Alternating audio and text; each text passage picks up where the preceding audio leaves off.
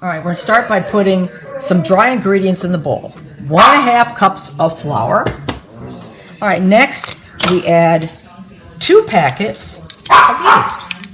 Like this. I'm gonna cut this a little more. Okay, next we're adding 3 tablespoons of sugar. Next we're going to add 1.5 teaspoons of salt.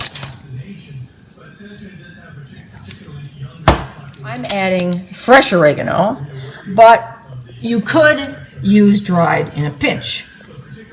And I'm using approximately 3/4 of a teaspoon.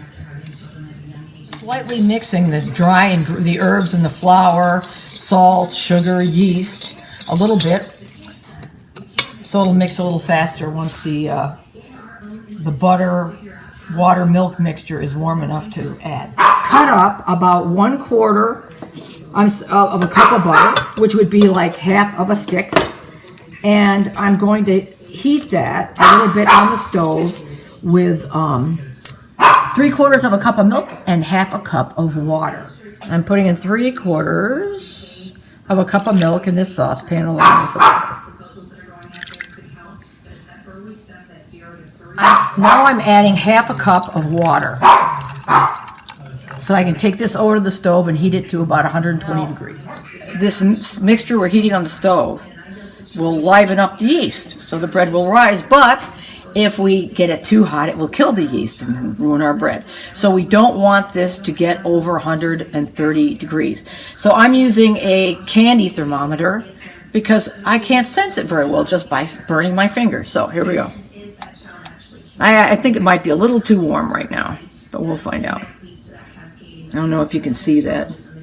The bottom here is Fahrenheit, the top is Celsius. This in the saucepan is our butter, water, and milk heated to about 120 degrees. So we're going to add this to the dry ingredients, the herbs, the salt, the yeast, some of the flour, and we're going to mix that up just a little bit, just to get it mixed well, okay? And then we're going to add an egg. So we're adding our 1 egg, and we're going to mix that.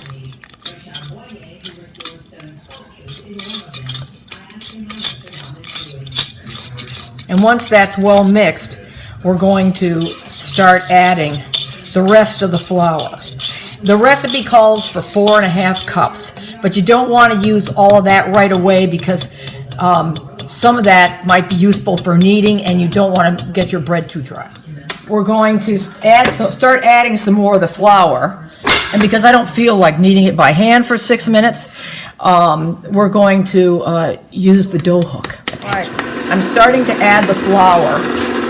We have 3 cups left, but I'm not going to add all of that because we may not need it, and then we'll use that for kneading the dough and then rolling it out for its baking. All right, now I'm just going to put a little plastic wrap over the top of this bowl and let the dough rest for about 10 minutes. All right, now that our dough has had time to rest, we're going to divide it into 3 sections and then roll each section into a strand that is about 15 inches long. And then we're going to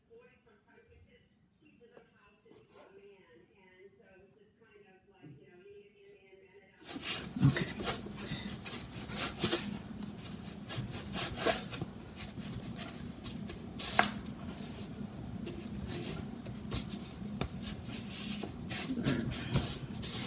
Got someone. All right. So there are 3, not so perfect, but nonetheless ready to go strands. And what we're going to do is braid them. Just like you braided hair when you were a little child.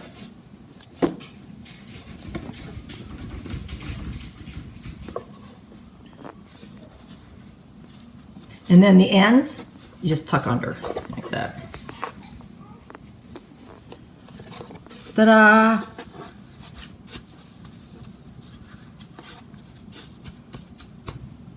And now I'm going to transfer it to a piece of buttered parchment and let it rise for about 20 minutes before it goes in the oven. Now I covered this with plastic just to keep it moist, and I let it rise till almost double in bulk, which was about 20 minutes. And now we're going to put this work of art into a 325 degree oven so it's a little golden on the top, which will take 25 to 30 minutes. So we're going to take a look.